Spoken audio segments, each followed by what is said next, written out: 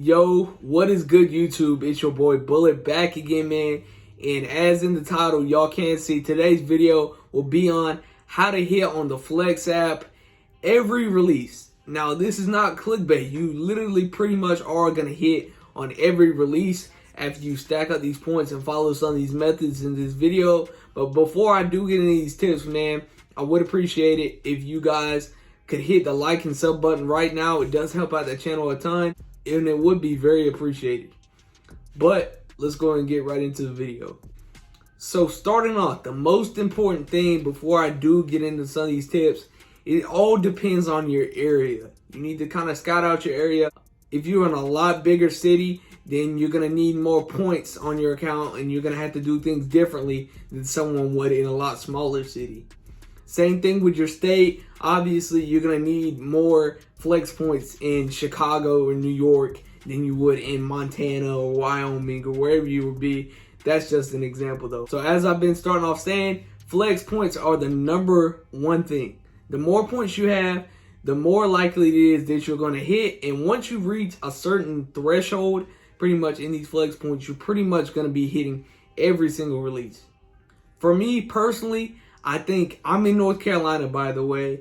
Once I hit around 300,000 flex points, I was hitting pretty much every release, just like that.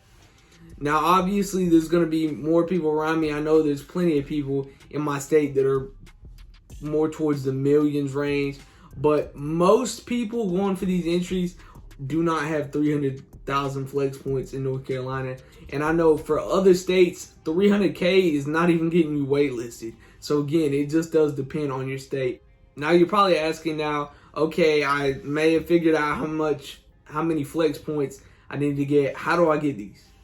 Now there's a lot of people going out there saying that you need to go out and buy anything at Footlocker that you can to try to get yourself up in these flex points. And I wouldn't say just buy anything, man. Y'all don't need to be going in there and buying t-shirts and socks just to do it. Like, you need to do stuff that's going to be wise to use your money with.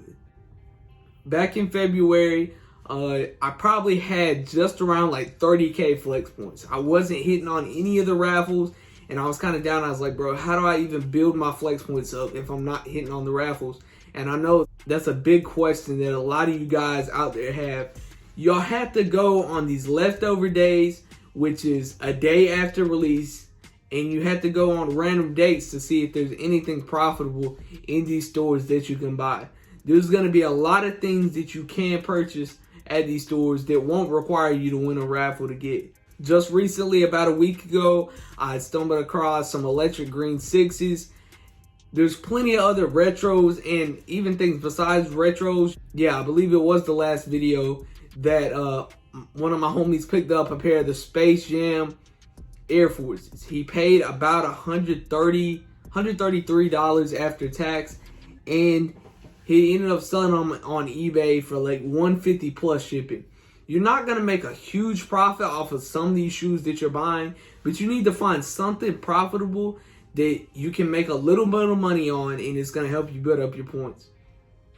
A lot of people recommend to buy stuff that you might lose a little bit on or break even. I don't like to do that. I don't think it's a good idea to tie up money, unless you really got it like that, to tie up money where you're not going to be making anything off of it. Because some of these shoes that you might buy at stores, they might not be the quickest of movers. You might have to hold on to them for a couple weeks, maybe even a couple months, but depending on the shoe. But you always want to come up on good deals. Building a good relationship with managers and workers at these local stores is also good too. Obviously, a lot of these people aren't going to be plugging you in to say, like, backdooring the shoe, whatever. These relationships could get to where someone can tell you, hey, man, we got these retros left over. They're going to be in store tomorrow. Be out early to get them. Things like that can help you stack up your points really quickly. And the quicker you stack up these points, the more likely it is that you're going to be winning these raffles. And you want to get to the point where you can win very consistently. Once you do get to the point where you're winning raffles, you want to go for men's and grade school pairs on pretty much every shoe. There's not a lot of retros that are going to completely brick. I mean, there are a few. I think that threes really haven't done the best in the past for just regular colorways. a lot of those sit. But you just need to build your clientele to where, hey, bro, these threes are bricking, but there's somebody out there I can probably charge maybe 20, 30 over retail. People are willing to pay that because they don't know that these shoes are sitting in stores. So you just kind of need to figure out, who can I find to sell these shoes to? Speaking of grade school, I know the last video was on the electro orange ones. I mean, these are low-key, if you want to call it, kind of a brick. Probably only going 20 over retail. But if you're looking at the right clientele, you can find someone to sell this pair for maybe $20, $30, $40 over retail and make some really good profits while building up your points. And for instance, these did drop on a Saturday. I didn't personally go out myself because I kind of live in an area. I do have to drive a little bit to get to a local mall that carries releases like this. But if you were to go out on a Sunday and find out leftover pairs of the electro oranges, I know a ton of people who they do that. That is a great way to build up points because you don't need a reservation to pick up these leftover pairs. People aren't claiming the reservation or whatever it might be for the reasoning that they're still sitting. When you find shoes like this, take advantage of it. Take the quick profits, and these points are going to stack, stack, and stack.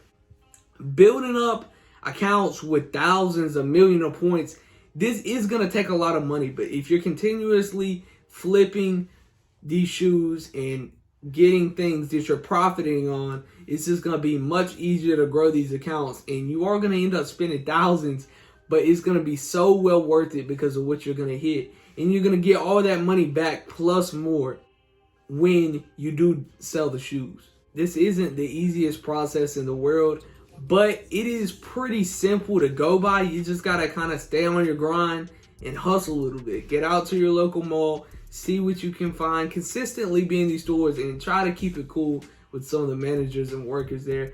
But you know, man, this is going to wrap up the video. I do appreciate you guys for watching. And again, if you didn't already, hit that like and sub button. It helps me out a lot. I'm going to stay consistent with just uploading, trying to get back into the swing of things. Appreciate you guys. I'm out.